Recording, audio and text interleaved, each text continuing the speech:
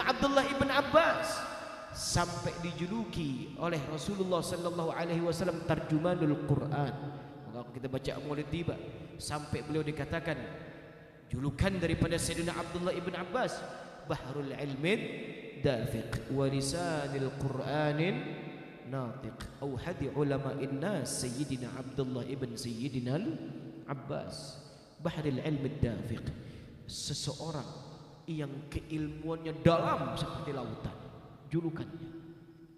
Padahal Bu, Sayyidina Abdullah ibn Abbas Pak, beliau tatkala Rasulullah meninggal dunia, umur beliau masih 15 tahun. Umur beliau masih 15. Muda gak kira-kira Bu? Masih muda gak Bu? Masih muda, umur 15.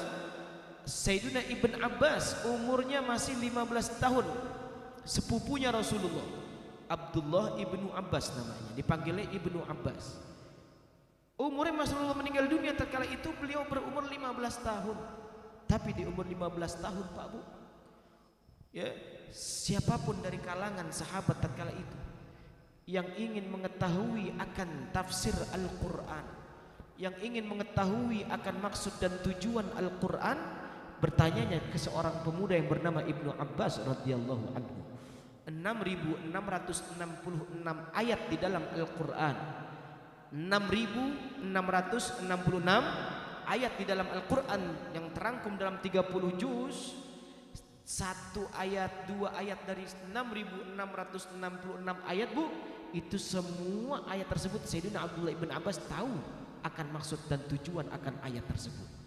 Tahu ayat itu tujuannya kemana, tahu ayat itu untuk apa, tahu ayat itu diturunkan karena sebab apa.